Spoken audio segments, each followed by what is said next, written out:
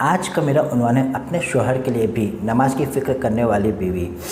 آج ہم بات کریں گے ان خواتین کی جو اپنے ساتھ ساتھ اپنے شوہر کے لیے بھی فکر مند ہے۔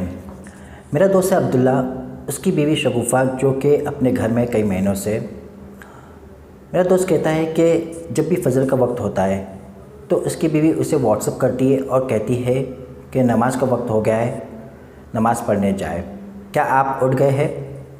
میرا دوست رپلائی کرتا ہے اور کہتا ہے کہ ہاں میں اٹھ گیا ہوں اور میں نماز جا رہا ہوں، آپ بھی نماز پڑھ لو، میں بھی نماز پڑھنے جا رہا ہوں۔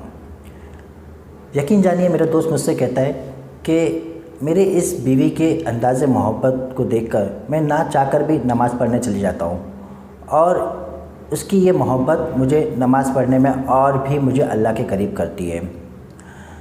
آج کے میں اس ذمہ دار خواتین سے یہی کہنا چاہوں گا کہ آپ بھی اسی عمل کو اپنے شوہر کے ساتھ کریں۔ جب آپ یہ عمل اپنے شوہر کے ساتھ کریں گے تو آپ کے گھر میں دین کی محنت ہوگی اور آپ کا گھر دیندار بنے گا، اور جب آپ کے گھر میں دین کی محنت ہونے لگے گی تو آپ کے بچے آپ کو فالو کریں گے، کہیں نہ کہیں آگے چل کے آپ کا گھر خوشگوار بن جائے گا۔